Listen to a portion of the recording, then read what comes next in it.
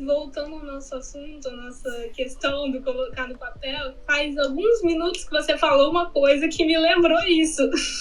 Que estava escrito aqui, eu sabia exatamente onde estava escrito. Que fala meio assim: a integração de aspectos antes não disponíveis envolve a dinâmica do diálogo, por meio do símbolo.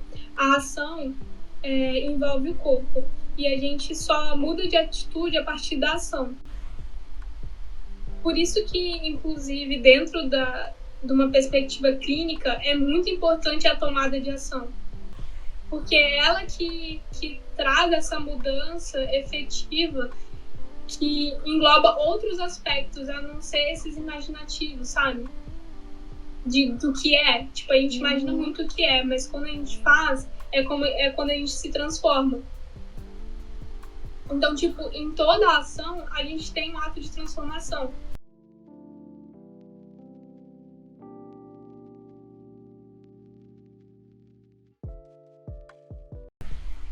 É muito essa questão, assim, do que você se identifica e do que você busca. As pessoas buscam coisas diferentes. E quando a gente fala sobre o fazer manual, sobre o fazer artístico, a gente tem tantos meios, tipo, uma tá aqui, fotografia, aquarela, giz de cera, grafite, bordado, crochê. Cada um tem um símbolo. E esse símbolo, ele conversa com essa estrutura psíquica da pessoa.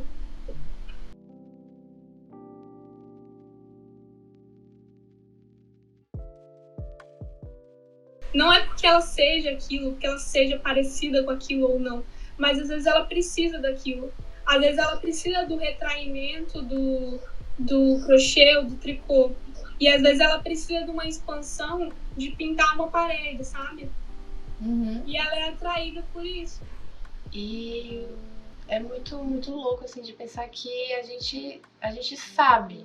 É um conhecimento interno nosso. A gente sabe se tá com vontade de pintar uma parede, ou se tá com vontade de escrever na agenda em letrinhas pequenas, se tá com vontade de fazer uma receita ou ficar sentado, enfim. A chave ali, né, o ponto de dificuldade é de se permitir usar esse tempo para o que o corpo pede, para o que a intuição chama, sabe? Se for algo muito diferente das metas e dos objetivos e da lista de coisas que a gente coloca ali como prioridade a se fazer naquele momento, né? E 2020 ele tem sido uma representação disso em diversos aspectos, assim, mas nesse exemplo de uma tomada de ação que abre um novo mundo, né, de relações e coisas que acontecem a partir dela, tá o álbum, o álbum das pequenas coisas como desafio, como essa ideia, né, que eu só fiz, né, só executei, sem muito planejamento, a partir de um conjunto de coisas inesperadas e que resultou em um álbum, na ideia de um álbum artesanal, que já me levou até você, que estamos tendo essa conversa e de uma comunidade que foi criada a partir da hashtag, a partir do desafio, a partir de várias coisas que foi se abrindo a partir de uma tomada de ação muito simples e muito natural.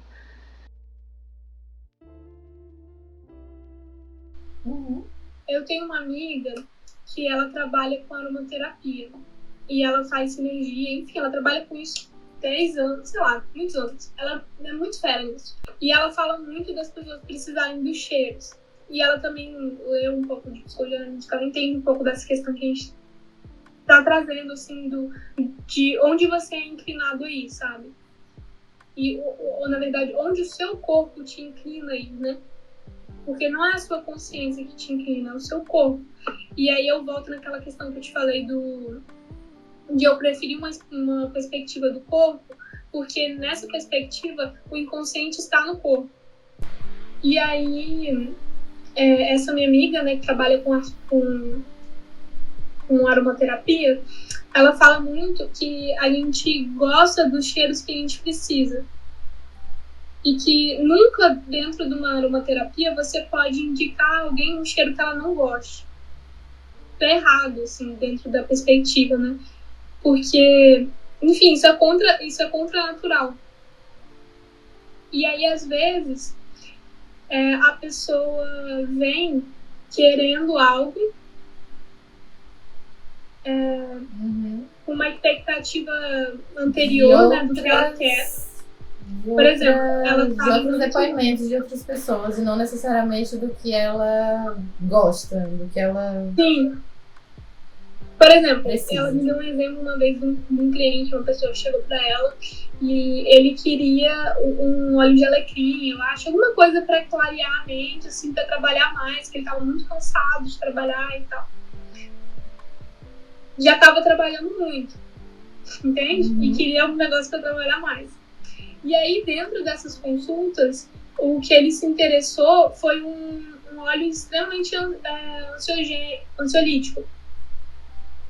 Que, na verdade, era o que ele precisava, que era algo para que ele, tipo, se retraísse um pouco, e não para que ele entrasse mais nessa aceleração. E era isso que eu estava querendo dizer, assim, às vezes a gente quer coisas, mas a gente primeiro não faz nada para tê-las, porque não queremos de fato, não precisamos de fato, e a nossa culpa nos leva a querer aquilo, né? Tipo, porque todo mundo quer aquilo, porque, enfim, várias questões socioambientais.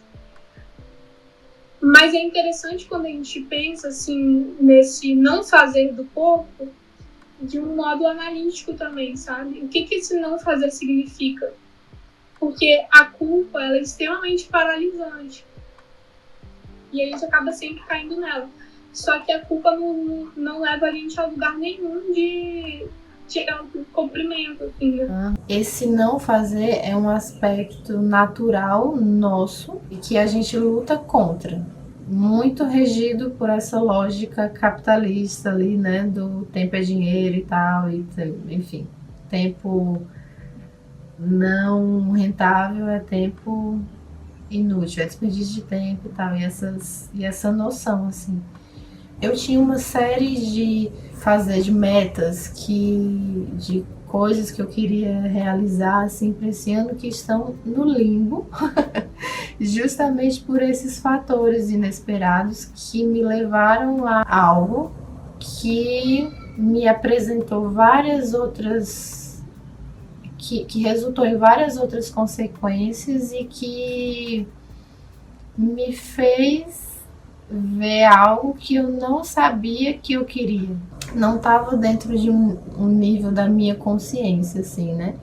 E aí é interessante também que as pessoas que participaram do desafio, essa comunidade que se criou, elas também estavam vivendo o mesmo período. Então, essa ideia que eu fiz só porque estava com vontade, só porque achei divertido, vou fazer isso daqui, assim, né? O mundo tá meio louco mesmo, vou fazer o que tô sentindo aqui que é pra fazer.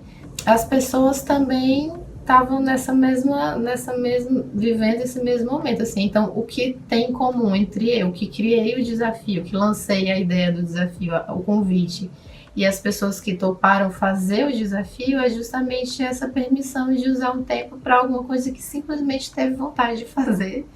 E é isso aí, sabe?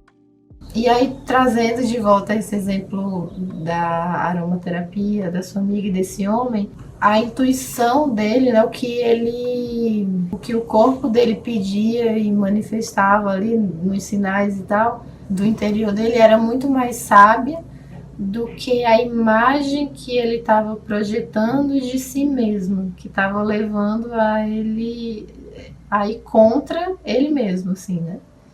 Eu acho que tem dois aspectos que são diversos, mas que são muito importantes nisso. E um é que as coisas sempre se repetem, até que elas se realizem. As coisas sempre vão se repetir até que você consiga chegar nesse ponto que você precisa chegar, sabe? Quando você tá num momento de exaustão, você sempre tem sinais para parar. É um olho que treina sem parar e que você finge que esquece. É uma azia, enfim. uma insônia, são vários sinais que a gente tem na vida. Sonhos, coisas diversas. Mas a gente escolhe ouvir alguns ou não. E aí essas coisas vão se intensificando, é como se o corpo fosse se repetindo nessa diferenciação, sabe? Tipo, ele vai se diferenciando, se repetindo, até que você veja mesmo aquilo que acontece. Porque é uma necessidade, não é uma viagem, isso é uma necessidade que o corpo precisa que você pare com esse comportamento. E ao mesmo tempo que tem isso, tem essa questão que você está falando sobre a ação que gera, que possibilita novas coisas. E quando você começou com aquele desafio super despretensiosa, você não pensava que a ideia final fosse que você influenciasse as pessoas a ter um registro cotidiano de si. E é algo que te importa.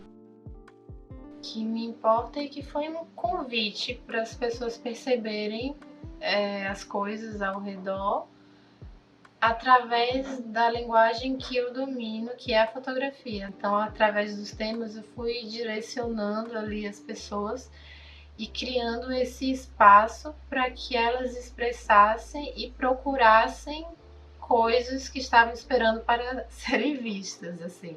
Eu lembro em um tema que era para fotografar um objeto da cor preferida, assim, fotografar a sua cor preferida. E aí eu lembro que eu recebi muitas mensagens das pessoas dizendo que estavam procurando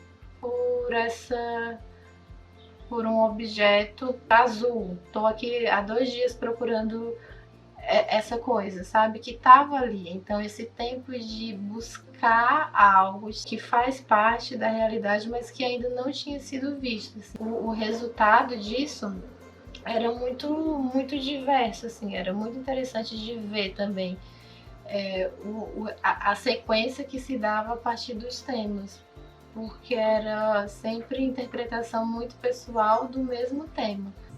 Mas é muito interessante isso que você colocou agora, você não tinha falado ontem, da pessoa falando que ela tá esperando encontrar o objeto azul.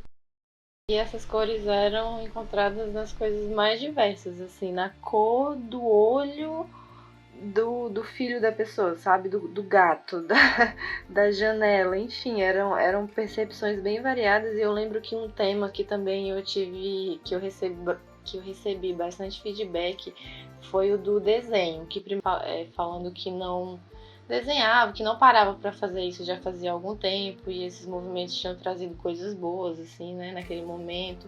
Outras que o desenho, de alguma forma, lembrou alguma história do passado, assim, lembrou a mãe, lembrou, sabe, essas memórias, assim, afetivas. Então, foi bem interessante, assim, de ver como os temas eles iam criando uma vida própria ali dentro das casas das pessoas que estavam participando, dentro de cada um, assim, sabe? O legal da fotografia é que ela fala muito do momento. E não mais quando a gente fala primeiro desse olhar leigo, né?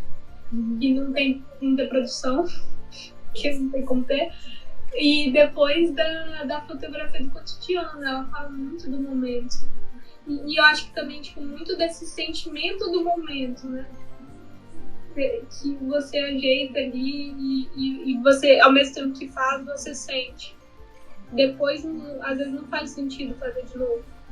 Porque é uma forma de se perceber também, como todas as outras formas de expressão, assim, como a escrita, como o desenho, a dança. É uma forma de fazer manual, intelectual, corporal, como todas essas outras. E o significado da foto que a gente faz hoje, ela se transforma, ela vai mudando, assim. Então, a importância que a gente atribui a uma foto, ela se altera. Por exemplo, se você agora fizer uma foto daí do que está na sua frente, do computador, do celular, dessa mesa onde você está, talvez agora, se você for atribuir uma importância a essa imagem, talvez seja relacionado a enfim, guardar um momento dessa conversa ou algo relacionado a esse momento presente. Mas aí no futuro, daqui a muitos anos, por exemplo, se você rever essa foto muito simples, muito rotineira aí que você fez, talvez ela tenha um novo significado, talvez ela fale sobre esse espaço que não existe mais dessa forma, ou que ou sobre essa casa que você não mora mais, sobre esse momento da sua vida que já tá diferente, sabe? No momento que você for ver a foto. Então, a importância e os significados que as fotos vão carregando, assim, elas vão se transformando. É muito interessante, eu acho, que a gente valorizar essa memória momentânea para poder depois olhar para ela, ressignificar ela e lidar de uma outra forma, mas não descartando esse significado do passado, sabe? Uhum. Por isso também eu acho que é importante falar. Tudo que a gente está conversando aqui são coisas muito esquecíveis no cotidiano. Pra gente, pra todo mundo, assim. O cotidiano, ele tem muitas distrações, né?